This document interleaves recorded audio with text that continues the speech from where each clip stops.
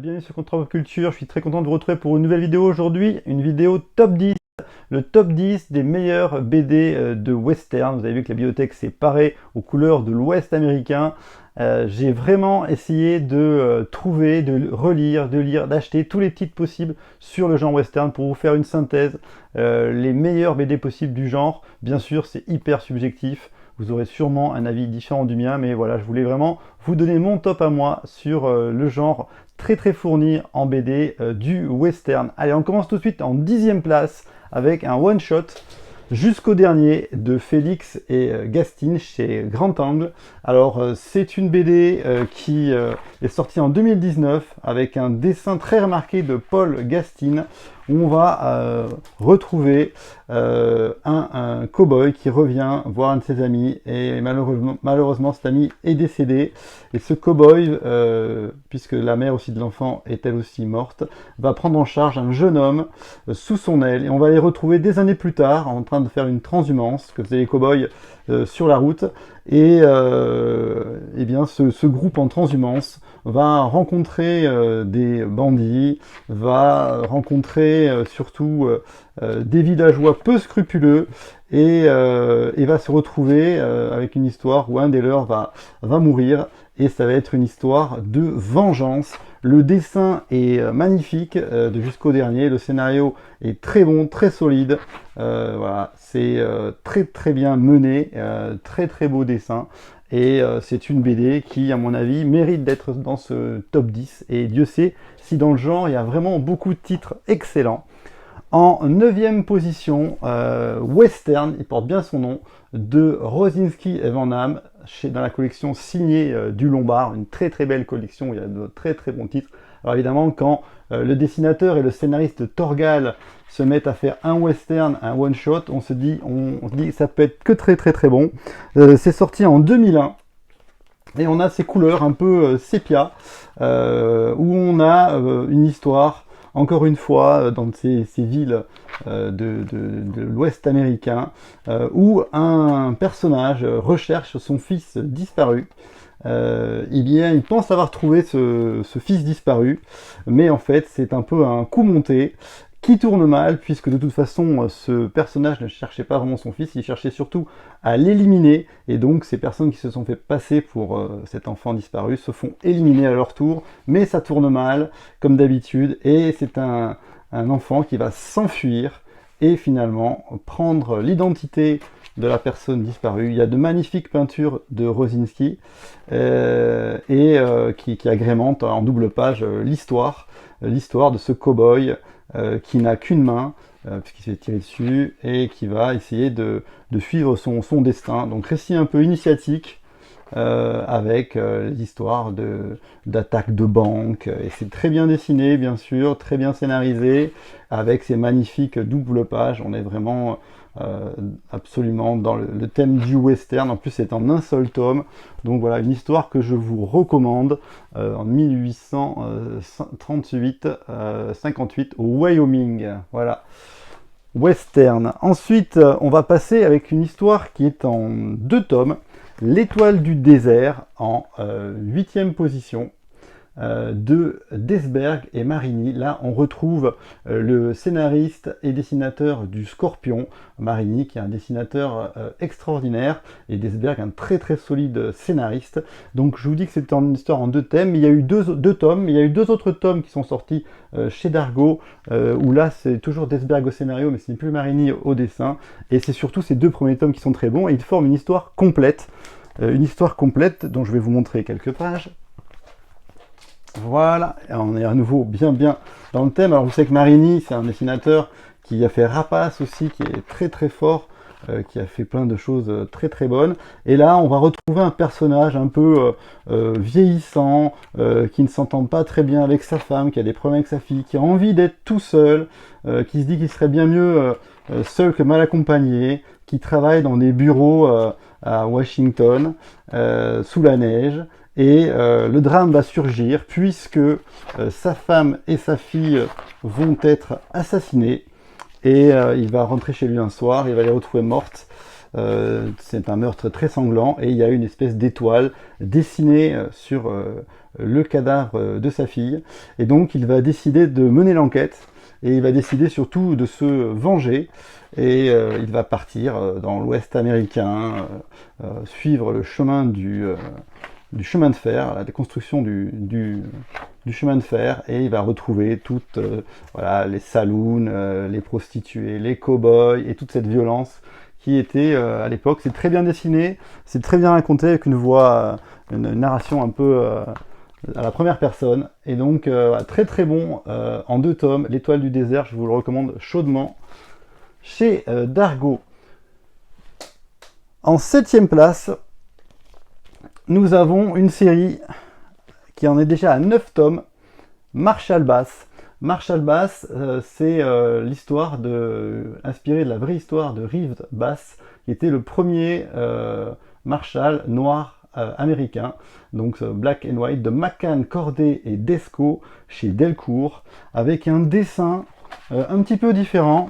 Donc ils ont fait effectivement en vérité et fiction, on se retrouve avec un pendu un peu comme dans le bon La brute et le truand, un pendu autour d'un arbre, et ce pendu c'est Marshall Bass, qui est délivré par un marshal qui va en faire un de ses acolytes parce qu'il a besoin d'infiltrer une bande de noirs qui sévit. Donc il se dit tant qu'à prendre quelqu'un, lui il va pouvoir s'infiltrer au sein de ce groupe de bandits.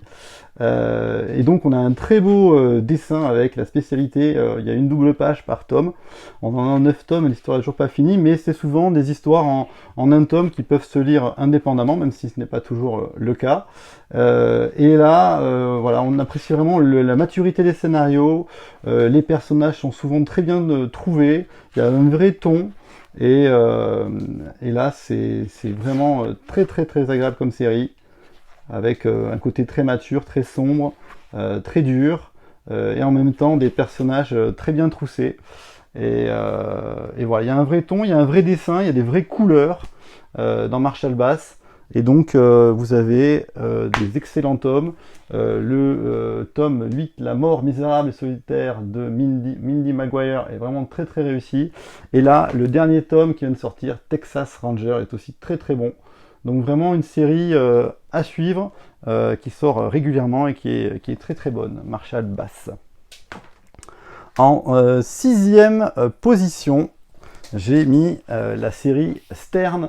Alors Stern, c'est le croque-mort, le clochard et l'assassin, une bande dessinée de Frédéric et Julien Maffre, les frères Maffre, chez Dargaud. Dargaud qui est très présent sur le secteur des BD de western, et donc beaucoup de titres. Et Stern, c'est vraiment un très joli dessin, vraiment très coloré, très avec beaucoup de voilà, très riche. Et on se retrouve avec un personnage de croque-mort qui n'est pas inséré, qui est un peu solitaire, qui est un peu triste, qui ne parle pas beaucoup, qui est un peu à part, on va dire. Mais qui en fait va se révéler au fur et à mesure des albums, une personnalité très riche, très particulière, avec plein de talents, et donc il essaye de faire le bien quand il le peut, et il va être mêlé à des histoires un peu sordides et à des enquêtes.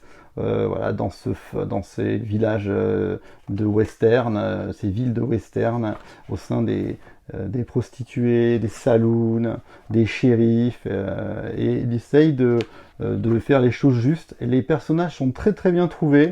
Il y a toujours pas mal de... on s'attache aux personnages, c'est bien trouvé, on y croit, c'est bien dessiné, et il y a toujours un petit peu d'émotion dans chaque album.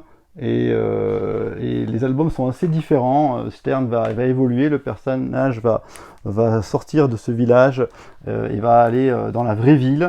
On le retrouve plus tard dans ce dernier tome qui vient de sortir, Une simple formalité, le tome 5. Donc c'est toujours une série en cours, et c'est vraiment de très très grande qualité. Stern, j'aime beaucoup cette série. Voilà, vraiment à suivre sur ce croque-mort. Ensuite, on arrive en 5e place avec Le Réveil du Tigre de Tadiuk et Le Tendre. C'est la conclusion de la série Chinaman chez Air Libre. Chinaman, c'est une série, il y a eu pas mal de tomes. C'est depuis 1992, il y a eu 9 tomes. Et là, c'était le 10e tome, c'était pour conclure la série, mais en fait ce tome peut se lire très bien séparément en one shot. Et Le Réveil du Tigre, on retrouve ce personnage donc de Chinaman qui va être lié à une enquête des Pinkerton. Et c'est Pinkerton qui enquête sur des disparitions de jeunes filles, de jeunes femmes.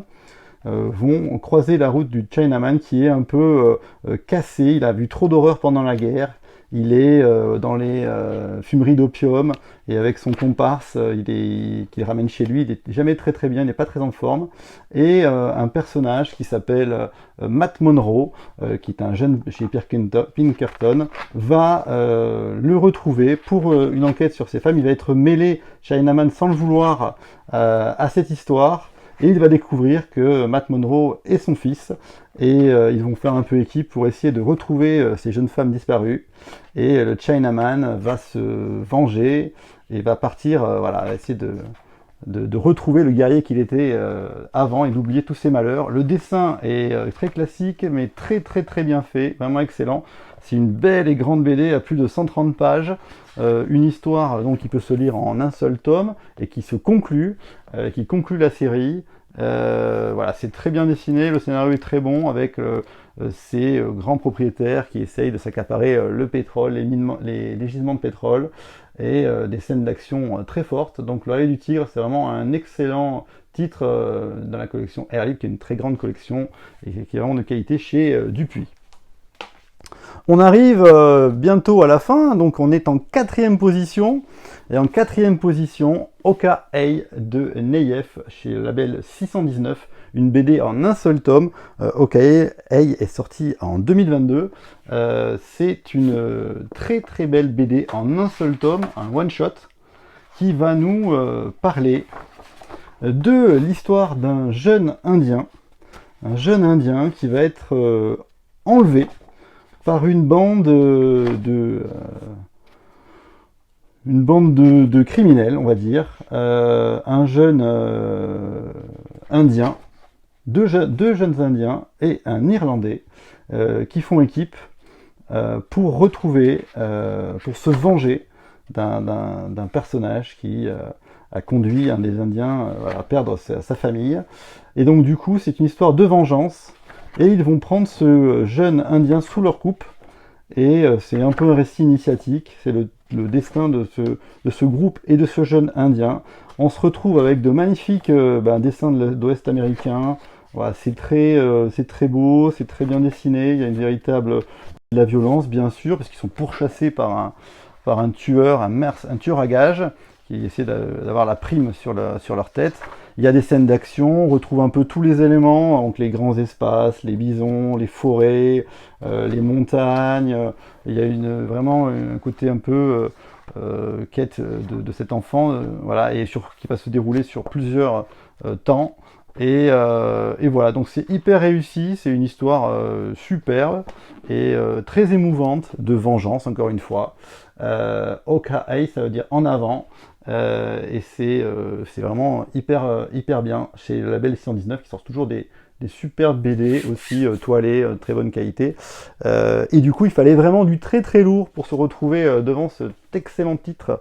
Eh bien, je peux vous dire que du lourd, il y en a, puisque on se retrouve en 3e position avec Bouncer de Jodorowsky, le grand scénariste, et Book, qui est un excellent dessinateur, chez les Humanoïdes Associés. Alors Bouncer, ça a commencé en 2001, il y a une dizaine de tomes, la série est toujours en cours, mais là je vous propose l'intégrale, qui a 7 tomes, et qui complète des récits entiers, même si les histoires du Bouncer continuent, et même continuent maintenant sans le scénariste, puisque Book continue la série. Bouncer, c'est souvent des histoires en 2 tomes, des récits en 2 tomes, et là, dans cette intégrale, vous avez quand même 7 tomes, et c'est un dessin de Book qui est très bon. avec là l'histoire de soldats sudistes qui, après la guerre, se livrent à des crimes et qui vont assassiner un de leurs anciens collègues. Un jeune homme va réussir à s'enfuir de ce massacre affreux et va, puisqu'on lui a dit de retrouver le bouncer du saloon, eh bien, va retrouver ce personnage du bouncer qui est un personnage manchot qui est un peu le garde du corps de ce saloon. Et là, on va avoir des histoires voilà, de vengeance aussi, encore une fois, de récits initiatiques dans l'Ouest, avec le bouncer qui va prendre ce jeune homme sous sa coupe et pour l'amener à sa vengeance. Alors c'est du Jodorowsky, il y a toujours des histoires de famille, on s'étripe joyeusement, voilà, il y a pas mal de scènes assez violentes, mais ça va très bien avec le western, puisque le western c'est violent de base. Voilà, le deuxième cycle est en 3 tomes, le dessin est excellent, il y a des méchants pas possibles, il y a des grands, voilà, des grands dessins, voilà, donc c'est vraiment du super western. On se régale. Jodorowsky se retrouve vraiment bien dans cet univers du western. Et du coup, à la fin, il y en a un cahier graphique, voilà, avec de magnifiques dessins et paysages de cette très belle intégrale qui vient de sortir chez les Humanoïdes Associés, que je vous recommande très très chaudement. En deuxième position, j'ai mis Undertaker, encore un croque-mort. Undertaker, c'est une série du... Ah, je repose ça. Une série qui est sortie en 2015, donc 6 tomes sont sortis jusqu'à présent. Le premier tome s'appelle Le Mangeur d'Or, c'est de Ralph Meyer au dessin, Caroline Delaby au coloriage, à la couleur, et Xavier d'Horizon au scénario. C'est toujours chez Dargo. Et Undertaker... voilà, ça fait, voilà, c'est encore un croque-mort un peu désabusé, un personnage qu'on trouve en train de boire des coups près de sa carriole avec son vautour qui lui tient de comparse, de compagnie. Et voilà, le dessin est vraiment très très beau, les couleurs sont magnifiques, les histoires c'est forcément d'horizon scénario, donc c'est très bien mené, très mature, et on se retrouve avec ce croque-mort mêlé à souvent des histoires avec des bourgeois de ces villes de l'Ouest américain, mêlés à des histoires où il va quand même, malgré son côté anti-héros, essayer de faire au mieux, pas forcément le bien, et puis il va s'enticher de personnages comme une jeune gouvernante, une cuisinière chinoise, bref, des personnages hauts en couleur. Et voilà, c'est très très bon. Et après, les autres tomes sont tous excellents. Ils marchent un peu aussi par deux, avec souvent des personnages, des ennemis assez intéressants. Les 2 derniers tomes sur les Indiens sont super. Salvatge, c'est le dernier tome qui faisait suite à l'Indien blanc. Et vraiment, vous avez dans Undertaker tout ce qu'on peut aimer, un très bon dessin, un très bon scénario, des références, voilà, des méchants terribles, des scènes d'action. Voilà, on est vraiment dans ce qui peut se faire de mieux à l'heure actuelle en BD de western. Et s'il n'est pas premier, c'est que le premier est un peu indétrônable et a créé le genre, on va dire. C'est le premier, c'est Blueberry. Fort Navajo au départ, une aventure du lieutenant Blueberry chez Dargo. Blueberry qui a une trentaine d'albums de Charlier et Giraud, et qui a un peu été la référence dont s'est inspiré un peu toutes les BD que je vous ai présentées, qui sont un peu sous l'influence de cet énorme mastodonte qui est Blueberry, qui a tellement influencé des générations de scénaristes, et donc qui a commencé en 63 dans Pilote. Alors au début, vous allez voir, Blueberry a énormément évolué au niveau du dessin, puisqu'au départ, il fallait faire un peu une histoire comme faisait JG, voilà, et donc le dessinateur s'inspirait, Giraud, Moebius, s'inspirait de ça, et donc dans son dessin, il avait pris un peu Belmondo comme image, voilà, pour faire son héros Blueberry. Et puis le dessin va énormément évoluer. On va se retrouver après avec un style qui va changer. Et moi, l'album que je préfère, c'est le Spectre Baldor, avec l'histoire du diptyque de la mine de l'Allemand perdu. Voilà, on a un dessin beaucoup plus mature, beaucoup plus élaboré, qui n'est pas encore dans le style de Moebius et de Lincal, mais qui est vraiment hyper bien adapté, je trouve, au western, avec ses canyons, ses personnages sales, durs, violents, ses courses-poursuites dans les déserts. Alors c'est souvent des courses-poursuites dans Blueberry, il y a toujours des histoires assez mouvementées, assez rapides. Ils passent leur temps à se courir après les uns les autres, à faire des alliances et se retourner les uns contre les autres. Mais là, vraiment, là, on a une BD vraiment super. Et donc ce style de Giraud va évoluer en permanence. On peut voir par exemple, alors il y a de très bons albums, hein, il y a Balade pour un cercueil, Giraud a peur, Angel Face, il y en a plein vraiment. Et puis le dernier album qu'a scénarisé Charlier par exemple, là on voit qu'on se rapproche encore une fois d'un dessin différent, avec un dessin qui ressemble plus à ce qu'a fait après Giraud dans Lincal, sous le pseudonyme de Moebius. Et voilà, on se retrouve avec un dessin un peu plus qu'on retrouve. Et donc la série a énormément évolué, il y a eu des spin-offs, hein, Blueberry c'est un mastodonte. Il y a eu la jeunesse de Blueberry, il y a eu Marshall Blueberry, Mister Blueberry, et puis des aventures indépendantes. Donc il y a bien, il y a beaucoup d'albums qui ont été même peut-être trop parfois. Et c'est vrai que même le physique du héros a évolué. Au départ c'était Belmondo, après c'était plutôt Bronson. Mais en tout cas, voilà, c'est une série de BD qui a vraiment, influencé toutes les autres et qui est absolument numéro 1. Mais après vous avez vu que dans ce top il y avait vraiment beaucoup de choses. Alors bien sûr il y a on me dira, voilà, parmi les BD qui sont derrière moi, il y a des très bonnes BD qui auraient très bien pu y figurer dans ce top 10. Voilà, et je n'ai pas mis de BD humoristiques comme Les Tuniques Bleues, Lucky Luke, bien sûr, qui sont hyper connus, mais il y a aussi d'autres séries comme L'Avenin, il y a les livres de Patrick Prugne, derrière moi il y a énormément de très bons titres. Voilà, L'homme qui n'aimait pas les armes à feu, énormément de choses, donc voilà, Ghost Kid, beaucoup de très belles BD de western, et le choix a été difficile. J'attends bien sûr vos propositions et vos top 10 western. Voilà, si vous avez aimé cette vidéo, n'hésitez pas à vous abonner, et puis je vais faire aussi une vidéo beaucoup plus dense et plus longue sur le western dans la pop culture, avec un peu tout ce qu'on peut retrouver, des films, des séries, des jeux de société, des BD bien sûr, donc une vidéo beaucoup plus dans le grand thème du western que je mettrai en lien avec cette vidéo top 10 western BD. Voilà, à bientôt pour d'autres vidéos sur la BD et sur la pop culture en général. Merci, au revoir.